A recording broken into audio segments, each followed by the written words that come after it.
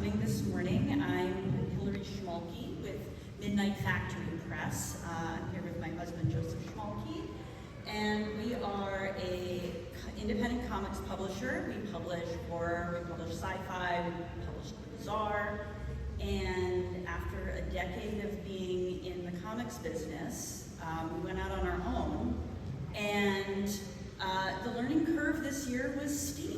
So we thought we'd get together and have a panel and bring some experts who have been in that same boat to just talk about maybe something we wish we had done different at the beginning, get their perspective, and maybe answer some questions at the end if you have them. So I'm just going to introduce everyone really quickly so that we can get to the meat of the panel and have plenty of time for questions. And so I will start. Right here on my left is Joseph Schmalke. He is my co-publisher and owner with Midnight Factory. He's also published, he had his own imprint, Black Caravan Comics, through Scout. He's the creator of 7 Years in Darkness, We Don't Kill Spiders, One Last Trick, Electric Black, Cherry Blackbird, Infernal Pact. Am I missing anything? I think that's everything. Yeah. And we have we got Potsy Potchak next to him, who is editor in talent relations with Keenspot. He is the writer for Junior High Horrors, Zor. And Are You Sure You Want to Make Comics? Which I think he's got some free copies.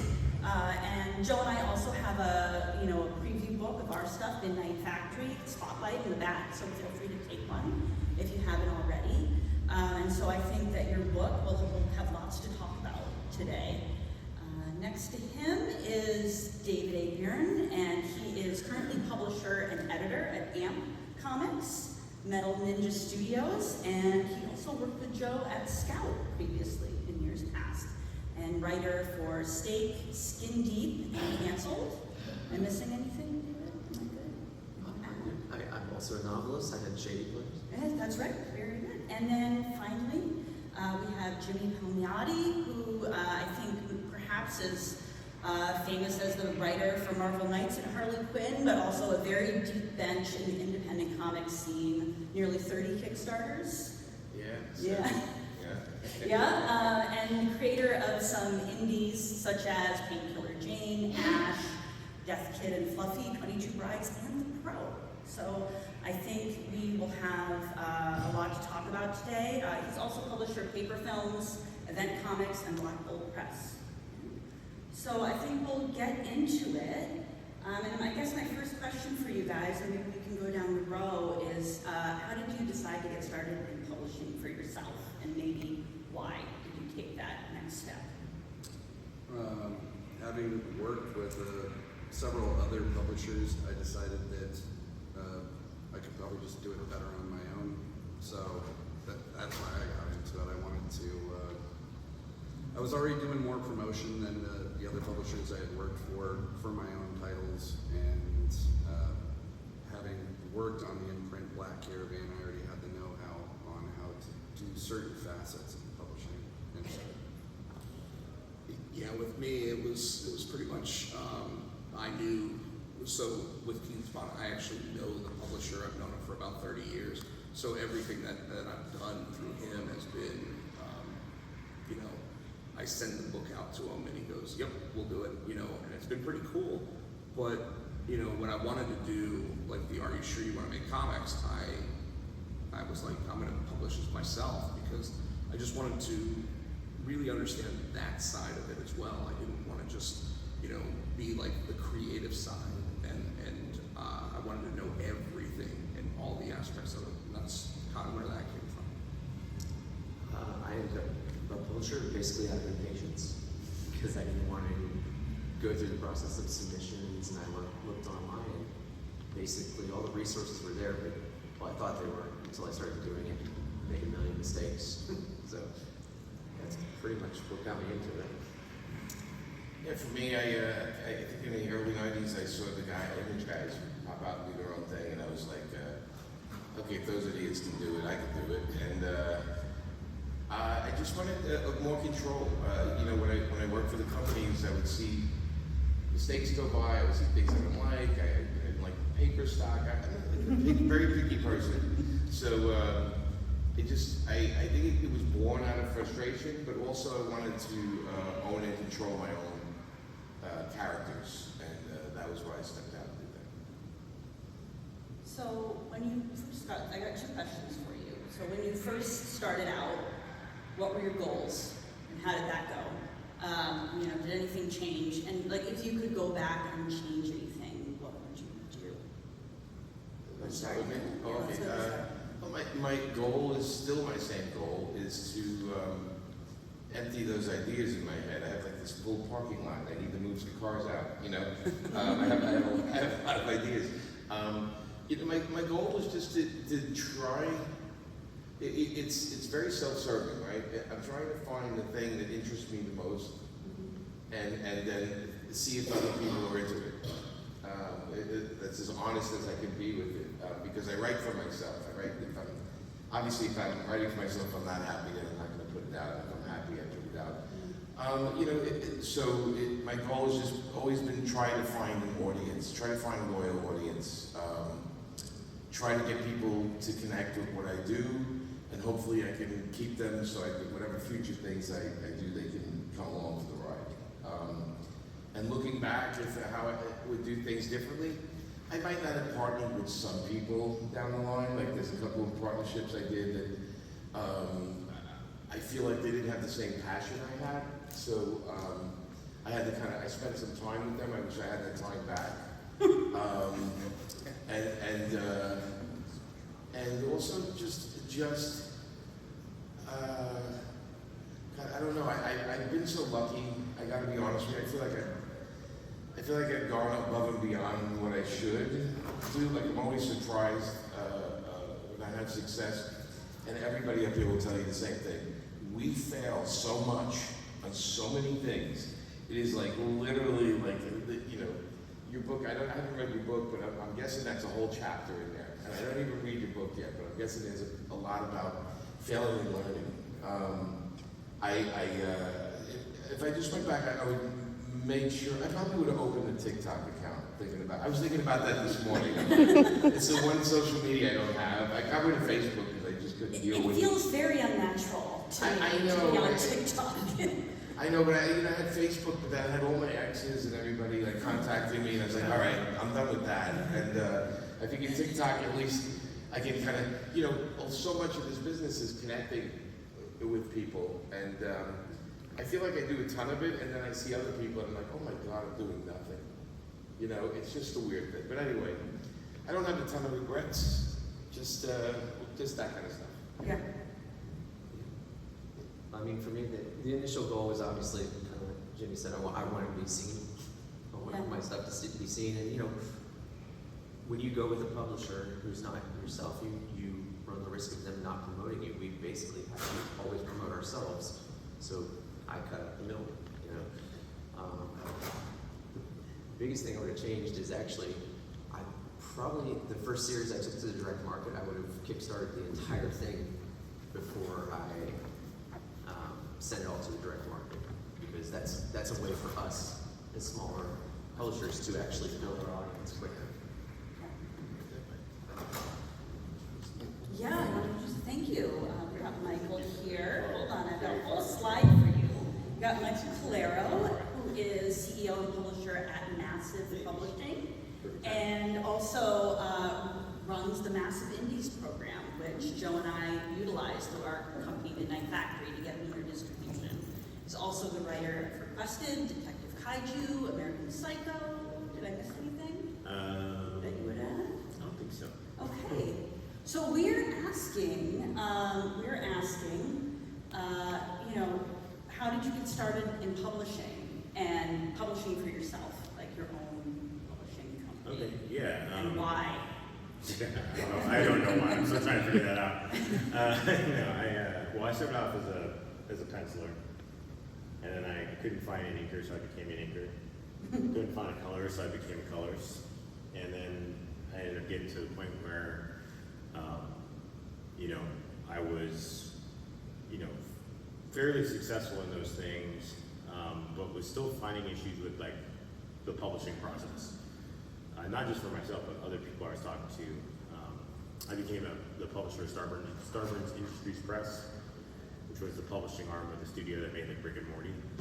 And when we would do events, it would just be like a non-stop line of people that couldn't get in front of editors or get in front of publishing companies in an effective way.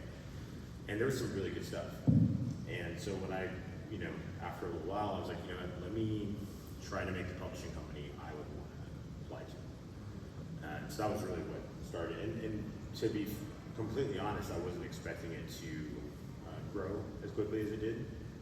I was looking at it like, I'm going to make another boutique publishing company like Starburns, and maybe we'll do 4 or 5 books a year. And then within the first launch week, it was very clear that we had to scale up very quickly.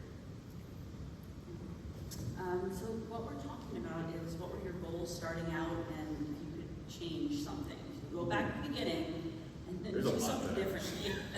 Yeah, steep learning curve. That's I wouldn't change anything from where I'm at right now. I'm happy where I'm at right now.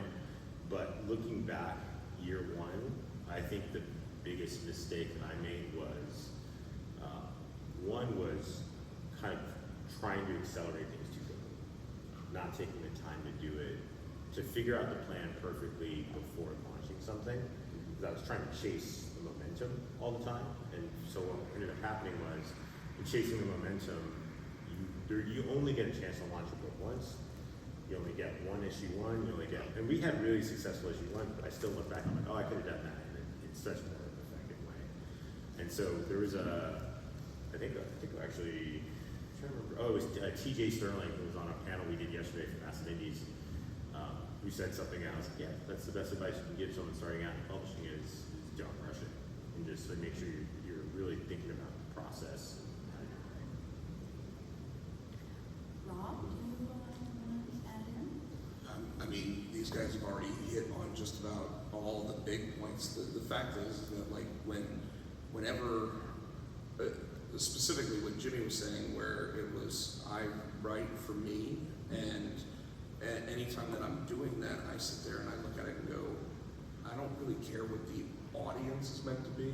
I do kind of have something in mind as to what the audience should be, but I go, if it's supposed to be funny, did it make me laugh? Did it do this? But the big thing is making sure that you work with like-minded people that also have the same goals in mind, to make sure that when you accomplish those goals, everybody feels fulfilled. There are so many people out there, snake oil salesmen, whatever, that just have, they say that they want to do something and then they don't. What's really funny is we call this a comic convention, so we call it a con. I like to call a lot of those people con artists, right? And it's because they are. You see them when you walk in here, and you see like people that have, these massive print walls and stuff, and then you go, well, what comic did you come out with? And they're like, what? Because they haven't, and it's really about making the name for yourself. And one of the things that Jimmy said that I absolutely fully get behind is the idea that what we're here to do is make fans of us. Because if they just like one product that we did and they don't like our entire product line, they're only buying one book. So as upcoming creators and everything, you want to make sure that like you do everything you can to get that person to want to come back for whatever the next thing is, even if it's completely a different genre, because you want them to be fans of you.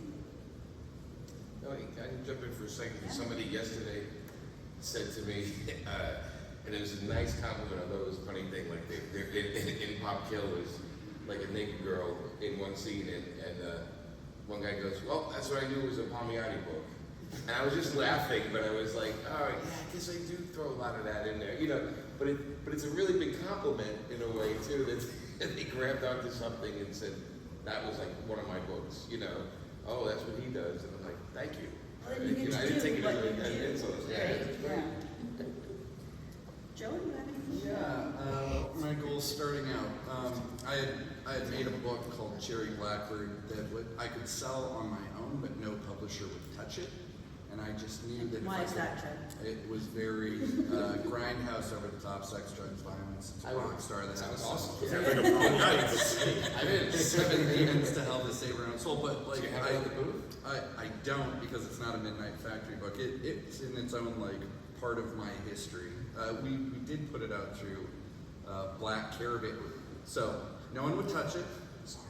I became an imprint publisher, and then I put it out through the imprint, and it I think we made some record sales with it. And so that proved to me at some point that I wasn't the crazy one. It was these gatekeepers that were keeping me from putting my product out there. So fast forward to this time last year when me and Hilarie decided to launch Midnight Factory. I've got a lot of I've got 5 more properties that I also want to put out, but we were like, okay, we're gonna take this slow and steady, and we're gonna start with 2 flagship books, and we're gonna add to those. I'm also a control freak. I like to write and draw everything, but it occurred to us we needed content. So I did find a handful of artists that I do trust to work with me, and I've made them partners on each one of the titles that I produce with them. The heavy lifting is art. Now, I'm not saying that the writing is difficult, it is, but the thing that takes, I think, the most amount of time as an artist is the artwork. And I do everything from the penciling to the inking and the coloring.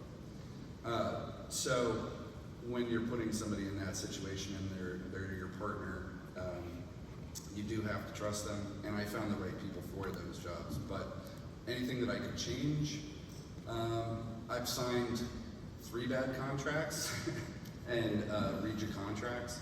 If you're working with a publisher, You said there's bad contracts in comic books. if you see the words in perpetuity, run. Don't walk away from this person. They are bad. Yeah. Oh yeah. Rights reversion. I always tell people look for that. So, talking about writing and making the art of comic books, there is a huge lead time between when you make a book and then it comes to public, when it's in the stores. It could be 6 months minimum, right? Be like this? Yes? How do you manage that? How do you manage your solicitation schedule where you're thinking months and months ahead, asking for a friend? And that friend is me. You want to start, Mike? Okay. Yeah. So this is actually our schedule for Massive Indies, right? Yes, It's great. I know this thing is burned in my mind for the last few months. I think the hard part with managing the schedule is you have to be thinking in the future in a couple of different ways. You have to be thinking, okay, what am I signing as a publisher? If you're self-publishing or if you're doing just your own books, it's not as bad because you just focus on what you're making. But when you start getting into 5, 10 titles, you have to be thinking, okay, what am I doing a year from now? Planning for that future. What am I doing that next cycle? Right now, we're soliciting for November, right? So we're in July. I'm already thinking about November books. I have to, the cover art for those books in. So there's a lot of moving parts that you have to have. So if you want to have a cover artist that's quality work, you got to give them some lead time. You got to give them at least a month. Is probably the least I would give somebody. I say that, but that's a lie. I give people weeks sometimes. So you got to give them the lead time to make the covers, because that's the first thing that goes out. The book needs to be done and ready to go out, but the covers are the thing that the retailers are going to see. So there's these kind of 5 dates. You got the cover art that you want to get in. You got your solicitation date. You have your ad pages date. You have your FOC date, which is that cutoff of when retailers order. So what I would recommend if you're starting out in year 1 is plan out a year before you even want to get into the store. Even 2 years. Yeah, 2 years would be ideal, but I think that I would say if you're thinking about doing the book, don't think, oh, I'm gonna get this out in 6 months. My biggest advice there is spreadsheets. Yes. That's what I do. Yeah. I mean, for me, honestly, I do Kickstarters. I don't even solicit the Kickstarter until everything's done. So I have the book done. The only thing I don't have is the printing done. But it sits at the printing until my last day. That's when I call it out. I learned that the hard way, right? Doing so many of them. As far as publishing plan, I remember we did Marvel Knights and we wanted to have 6 issues done before we solicited. So we asked them for a year in advance, if they could do a year in advance, and they said absolutely not. They said you need to have the books out by September, and I think it was June or April or some crazy thing. And so I didn't love that. And in turn, I think our book was the only one that was late. It was Daredevil, because we had to deal with Kevin Smith, and we had to deal with Joe, and then we had to deal with me. So over the years, and then with Black Bull, I remember I had 6 to 8 months, and so I just solicited all the covers in advance, so I could just have to make sure I had the catalogs.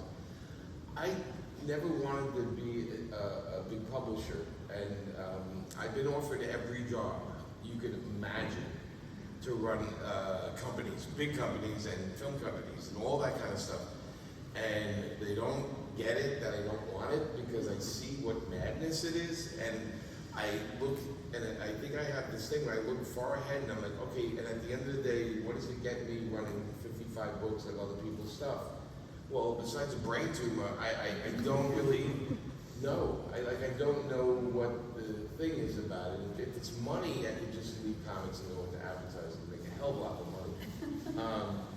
So for me, I've kind of pulled back from doing a lot of stuff, and I still work for the companies.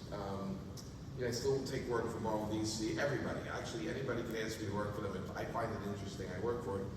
But I am the perfect hire. Meaning, if they tell me it's due Wednesday, it's in Monday before. I remember I won an award, an invisible award at DC Comics, because I got 70 issues of Jonah Hex out the first week of every month for 70 months. And I didn't know it was a thing. I just made sure I did all my work in advance. And then they, the other time, said, by the way, you did not miss a deadline. It came out the first month of every month, because it's a very rare thing for us. And I'm just like, well, I said, part of my job of being hired again is being the perfect freelancer, making the editor's job easy. And so I look at everybody's aggressiveness with putting out big publishing companies. I don't see the end game. I don't see the goal. You guys can explain it to me, how that helps your life or makes things better. But if it's about a power thing, it's like, or if it's a money thing, then let me know.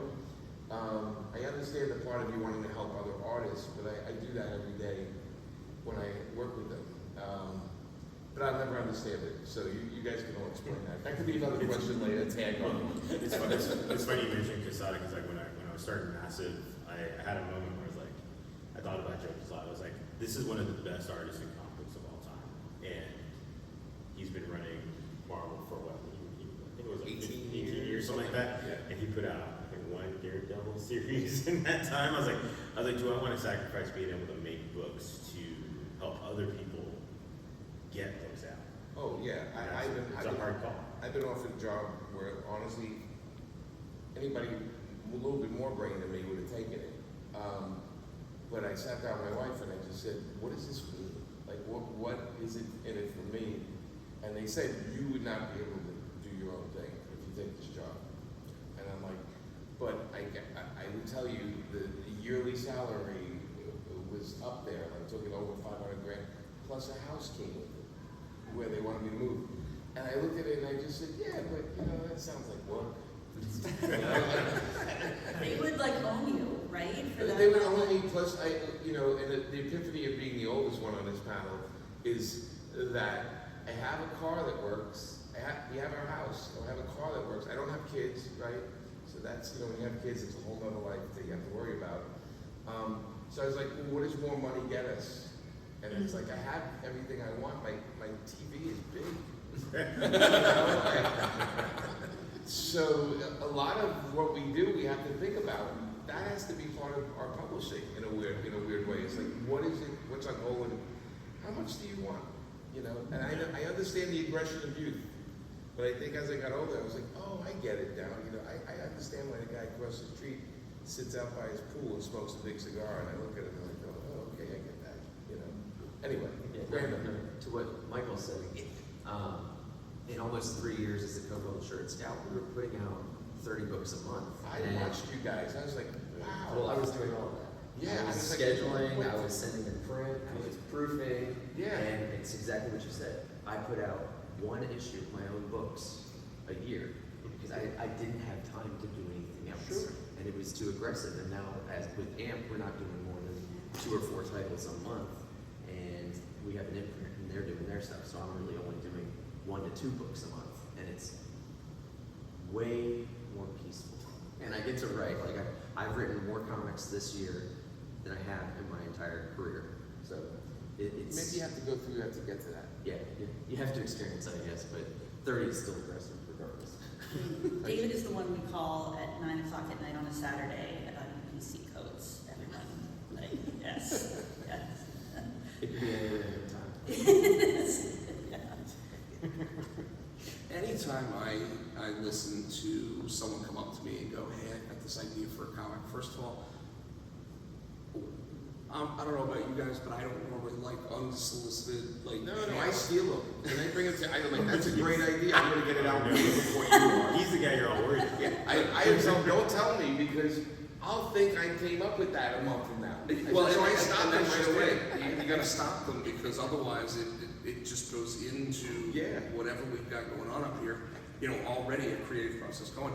But you know, like these new people come up all the time and they're like, they ask about the ins and outs of how we do it. And the first thing I say is, do you not want to make money for the first 6 months? Because that's how long it takes to actually get that first book out. And then you have to wait for your solicitation, and you have to wait for your distribution company to actually pay you. And as we all know, there's one out there that might not be paying people at all. Future Uber drivers right here. But it's something that new people in the industry have to know. You know, it's like I literally sit there and tell people I do it because I like making books. I like creating. I like working with creative people. In fact, nothing drives me more than when an artist sends me pages from a book we're working on, and I sit there and go, oh man, I need to make more from this, right? I need to continue. I need it, and it drives me. But if it's an artist's first book, if it's a writer's first book, they have to understand that schedule means that's just when it goes into the catalog, not even when it comes out in store, and doesn't mean when you're going to get paid. You know, like people come up all the time. They're like, oh, I get $300 for a cover, and I ask them, well, when was the last time you did one? And they're like, oh, I haven't done one yet. Well, then how do you get $300 a cover? You haven't done one. You know, the joke is always, oh, we'll give you exposure. No. I think all of us can sit there and say, well, we give you as an opportunity to actually like show what you can do and determine like how the books come out. You know, it's if you sit there and think that it's exposure and exposure is worth so much, and no, it's not. But like for example, you know, I did a book called Die Hard, which you know, who cares what it's really about? It's about the Easter Bunny. It's about the Easter Bunny stopping a hostage situation. It's a really fun book. It's available at our booth. Sorry, that's the plug. But thank you, Hilarie. But when the artist came on board, he sat there and said, you know, I don't know if I can take on a book. And I said, but I think I got the perfect book for you. I gave him the pitch. He said, can I read it? I sent him the script. He sat there and said, and I think we're all adults here. He said, fuck it, I'm in, right? And he did 3 issues of the book. And I told him all along, I was like, you might not get paid up front. You're going to get paid somehow. Because every book I've ever done has been profitable. So if we're doing it on percentage of profit, you can make money off of that.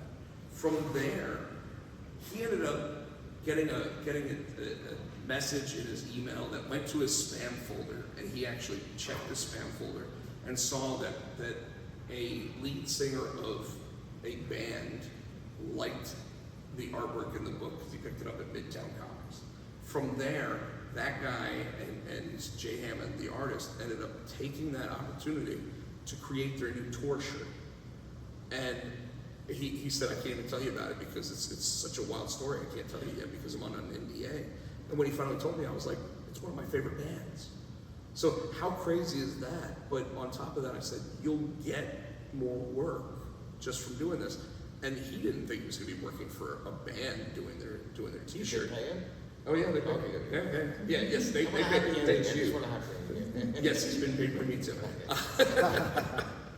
But the fact is that he had the opportunity, and when I sat there and said, it's not about exposure, it's not about any of that, it's about my reputation saying, I always hit books on time, I always get them out when they're supposed to, you know, like, and every book I've ever done has been profitable. Those are things that when you hear it, really matter, even though they might not matter up front to somebody who's like, just pay me up front. So, Can you explain that? I don't quite understand that. Yes, so it goes on sale in September, but you've got to have all your info, you got to have your covers, how many pages, what kind of book it is, what the age rating is. Hopefully it's written already by June. And then you have catalog pages. Those are, again, your covers or other information. And then it goes live, right? So it goes out on previews or the Lunar catalog or wherever. FOC or whatever. FOC, yep, and then that goes, Well, you know, so and then you get your numbers. Well, the and you- catalog live is just when retailers can start bringing it. Correct. So usually that Yep. catalog live date is about a month before the initial order cutoff, Yeah. which is the first time where you get to see real numbers from retailers. And if you're on FOC, like most of us I think are, usually it's within the next 4 weeks that your book's final orders come in, you know exactly when you get it from. A purchase order. And FOC is typically when retailers purchase everything too. Yeah. You'll really Go figure to that one the out last pretty guy, fast. yeah. And then you have to turn it around and haul to your printer to get everything as quickly as possible and hope they deliver their books on time. David. Well. Anything to add, Joe? No, I think there's been some good information here. I mean, I think we have time for one more question before we get to Q&A, and there's been a lot of change in the comic industry in the last year, 5 years, always. How does it affect your decision making? Joe, let's start with you on this side. Changes in the so when we started a year ago, we were trying to get in with Lunar. They were sort of gridlocked because of the deal that they had with Image at the time. Right, maybe they're still gridlocked, but so we secured Diamond, which we thought was going to be We were okay. like, done. All our problems are solved. And then right when our first book came out, which was in like January, which was a hardcover, Diamond immediately filed for Chapter 11. So we're like, oh, this is bad. And then Michael and the people over at Massive, they launched the Indies program, and I think me and David were some of the first Yeah, you get people the first three. And you emailed us a couple of times, and you're like, I don't know if this is the right, but like you kept sending it to us, And yeah, it I'm was the glad right that you move did. for us to sign up. Yeah.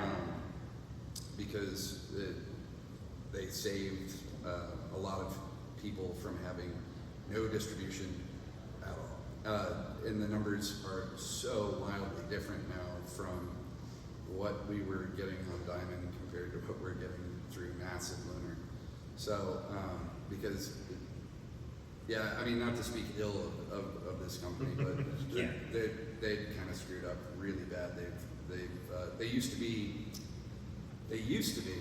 the only shop, right? They were the only distribution, and then COVID hit, and they shuttered their doors, and that opened up the door for competition, which was Lunar, which has gone through some changes as well.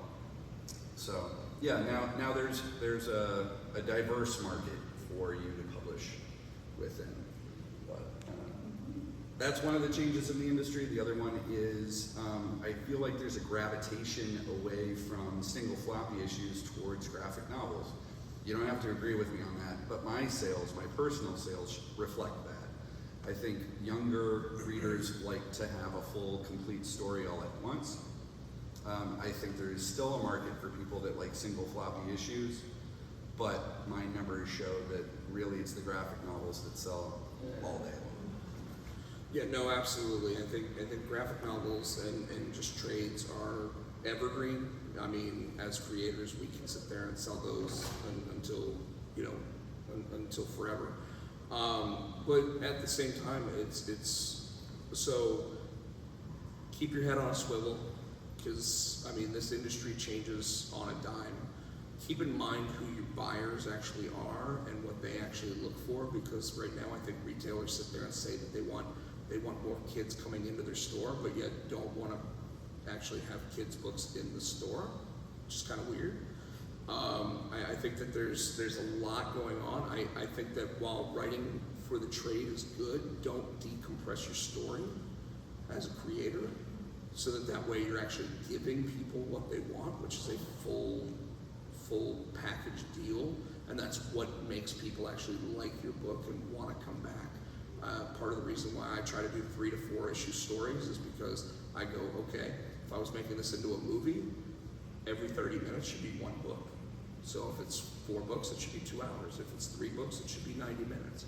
And actually give them 90 minutes worth of action packed if it's 3 issues. Keep your audience in mind, keep who you actually want out there, but also, like, as a publisher, talk to your creatives about like who they think their audience is, and make sure that they understand that. 7 Years in Darkness is a book that, to my understanding, starts as like a YA and then works its way up to more mature material. And you want to grow with your audience, so you want to take a book like that and actually go, okay, as they age, so does the book. That way they stay being a fan of it. Junior High Horrors, I sat there, my publisher actually flat out said to me, he said, I don't know if you know who your audience is. And I said, no, I do. I want 9 to 12-year-olds sitting there picking the book up, and then I want the parent of those 9 to 12-year-olds picking the book up because they liked horror movies. And they sit there and they look at it and go, this will get my kid into this. And suddenly I had 2 different audiences, and I had to make sure that the book represented both of those audiences. So keep all of that in mind. And then as the industry changes, here's the thing, if you can get distribution at one of these major companies, don't turn it down. Like Filbo or Lunar or Universal in Canada, just take all of them. Like wherever will take your book, put it out, pay the shipping costs, because if you get 40 more units, you never know where that 40th unit is going to touch or who it's going to get in the hands of. Again, I talked about that story where the lead singer of a band sat there and picked up one of our books, and now all of a sudden he's sitting there promoting the artist and everything else. If he promotes the book, even better. So yeah, I don't have much to add to that because you guys are pretty in depth, but as a publisher, one thing that I've seen is I was at a publisher where we took so many titles and had no real identity because our genres were all over the place. What we were putting out was all over the place. If you're a publisher, you need to, it was kind of like you said, that's a Jimmy Palmiotti book. Right? This is a Midnight Factory book. You should be able to look at a title and say, yeah, that is from that company. You know, we know what their brand is. And that is something I learned, and it's definitely even more now because there's so much competition and sales in the direct market are down. Even though we have more distributors, people are not ordering as much. Yeah, my office is in the back of a giant comic shop in Clearwater, Florida, called Emerald City Comics, and they have like 14 young people that work there. And I sit in on the ordering, and they put their, book of the month by each person, and I ask them why. And I ask them what's selling, and why do they think it's selling. And it's so different every month.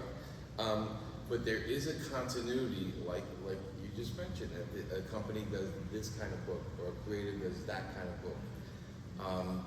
And I used to think maybe they don't order by the names or the credits, but they actually do. It means something. And Scout is, what you said with Scout was like, so I used to say, I don't know what Scout's about. I used to say that to Jeremy. I didn't say Scout. Well, I'm just saying, they're in Florida, right? And I used to see them put out a ton of books. Yeah, And I used to say, but what's the focus? I will say, I'm gonna give like a big piece of advice. If you're writing a comic to one day make a movie or a film, don't do comics. Just get out there. Get your phone and make your movie or film. There's been people proven, Ed Byrne's proved that you can shoot a whole film on your phone. Okay? So don't make a comic just so you can get something else. Because the audience can smell that a mile away. You have to make a comic because you want to make a great comic book. Understand the format you're in. And I think you got to do better. But as far as the changes, this industry changes not only every month, but I don't always believe the information I'm getting. You know, I don't always believe it. I do notice in the comic shops, they do have a separate table for alternate covers. And they're expensive. Like some of them are expensive. But I don't believe any of those things are worth money down the line. I always tell people, that's great if you love the art. But if you think you're going to buy an alternate cover from Marvel and DC or any of the big companies, and it's going to be worth money, I said, you better off going to the smaller companies and picking up their alternate covers, because there's probably only 100 of those. And if you're going to play the numbers game as far as rarity, it's not going to be rare when there's 3,000 of them. Okay, that's not rare. Okay, but it changes. Like I said, it changes all the time. I think it's like a surfer looking at waves. You got to just read the waves as they come and try to ride them out. You know? I'll try to keep my answer short because I know this is probably some questions, but I'll talk about something different from everybody. Because I feel like if you're in this room, you're probably trying to figure out how to start, right? Or like, what are the steps? And I'd say that if you're thinking about publishing your own book or getting into the publishing of other people's books, I think look at what the easiest point of entry is, which is something like Kickstarter, which is, you know, direct to consumer, doing conventions, going out there and like really meeting the people that are going to become your fans. Don't focus so much on like the end result of like, oh, I want to have a book at Marvel or a book at this. Like, that's a problem for future you. The current you, focus on like how you get a core fan base that's going to keep supporting you as you grow, and then also how do you make it a quality. Like, if you want to do a self-published comic, or you want to do try to pitch it to publishers like myself, don't hire your friend. Don't do it yourself if you're not on a level of a Marvel, DC, Image quality art.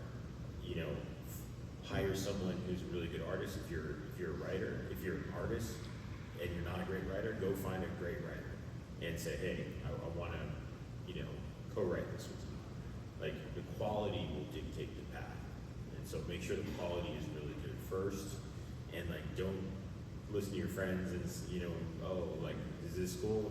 Don't do that. Go out there and show people, like, you know, people are doing portfolio reviews, other creators, and say, hey, what can I do better? And be open to some really harsh criticism.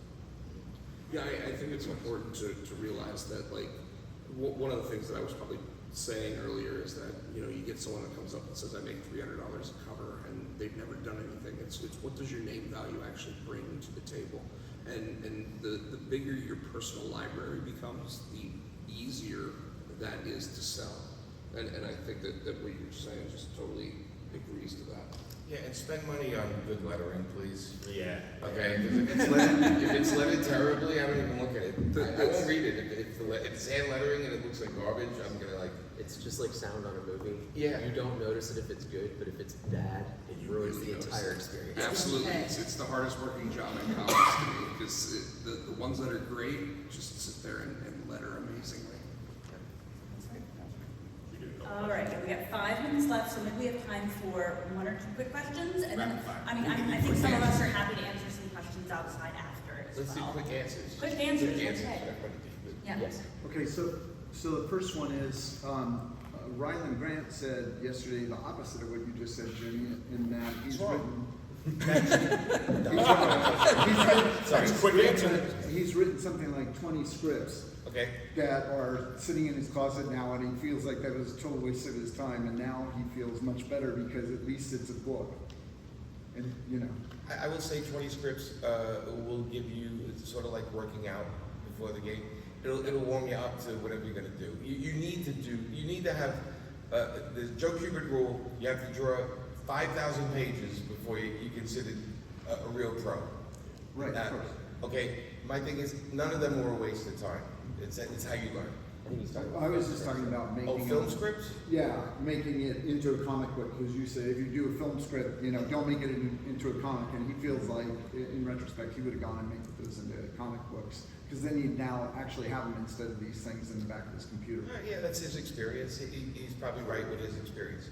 And the one more question for clarity is, when you were saying each book is like 30 minutes, is that what you're considering a graphic novel, or I wasn't quite clear on that. So for me, I sit there and I try to break down a story by threes. Obviously, you get your first act, second act, third act kind of thing. So for me, when I'm writing, if it's going to be 96 pages, for example, it's 32 pages a book. So how do I plot that out to make sure I get my 3 acts? And so I think, does that clarify? Yeah, totally. Awesome. Any other questions? Oh, sorry. Yeah, I mean, someone has a question about, but just to kind of piggyback on what you're saying about I wish I would have done it as a comic book. I think not to speak for Please do. Jimmy, Please do. but I think what he's talking about is like if the goal is to get that comic book as a film, that's a terrible goal. Yes. If you have a script and you're like, oh, I'd rather see this thing made than focus on making. It's the reverse. You're trying to take a film script and turn it into comic book so that people actually read it. That's a very different animal. It's not like I've probably seen 100 scripts that were really terrible comic book scripts because it was clear that the person was writing it for a TV show. Yeah. I think this gentleman had a question earlier. Yeah. So, I have a question about Kickstarter. Sure. There's a lot of artists that I run into that took this day. They are trying to get their book off the ground. Some artists have completed books, but they're scared of Kickstarter. It's intimidating to them. Yeah. What are some things I could possibly say to them? I have a lot of relatives that believe in you. You're asking family for money. On the first one, you're Seriously. and you get to ring that bell one time. Yeah. I mean, seriously, everybody that's always encouraged you, send them that email and say, well, I listened to your advice and I'm putting out my first book. Trust me, guilt is such a great weapon. But it is intimidating because it is a big thing to do. What's great is YouTube has tons of videos of people talk about how to launch them, how to go out there and get people involved. I would say to them, go on YouTube, pose the question, how do I get people to buy my Kickstarter? There are so many great people talking about it. That would be my number one suggestion. Also keep in mind that the people that you know, like your family, like my mom is very illiterate when it comes to online stuff. So make sure that they understand that when you actually are starting a Kickstarter, that they understand that it is for crowdfunding and what that actually means, rather than, because my mom is like, yeah, you're doing it. And it's like, no, Mom, I'm asking you for money. Like, come on. So. I like the Comics Launch podcast. Yeah. James, Comics with an X, Comics Launch. I listened to that a lot in the beginning, and there's a lot of good stuff. We live by pose YouTube a question. How do I fix this pipe? I've done that and I fixed the pipe. How do I fix my roof leaking? And I actually was like, watched a good video and it worked. And so one real quick, totally off on that, but also relevant. Make sure you contact a printer and find out the specs of printing if you're getting ready to figure out what you need to have at the end before you start, so that you don't spend a bunch of time making something that ends up not looking right. Yeah. At the end, that's where people can find you and what you have coming up. Very quickly, because I just got to stop. Any comic book shop usually carries massive books. My book, Detective Kaiju, is on issue 2 is coming out. Issue 3 is going to be up for order. Massive Indies, which publishes a few of the folks at this table, or distributes a few of the folks at this table. We have a bunch of really great publishers that are working with us. You can find me at PaperFilms.com. And if you just, there's a pop-up, if you just subscribe, like once a month, we'll tell you everything I'm doing and where to go. You can find me out on social. all socials at basically DAP282, or for Amp Comics, and I actually have right now available for order a local comic shop day version of State Presents Jessamy, and the full series will be coming out in October. I am at Rob Potchak or Rob Potsy Potchak on all socials, YouTube, everything. So you can reach me there. I also do still have 4 copies of my book, Are You Sure You Want to Make Comics? And these are meant to actually feel like a conversation with me. So hopefully at this point you feel like you've had one. And if anybody wants them, they are here for you. You can find me at midnightfactorypress.com. There are free Midnight Factory Spotlight books on the back table. Feel free to take one on your way out. We are also located in small press till the end of the day at, what is it? M6. Yep. No one can find this spot, so it's find 1600 and go all the way to the back. That's where small press is. Thank you so much, everyone. Thank you guys.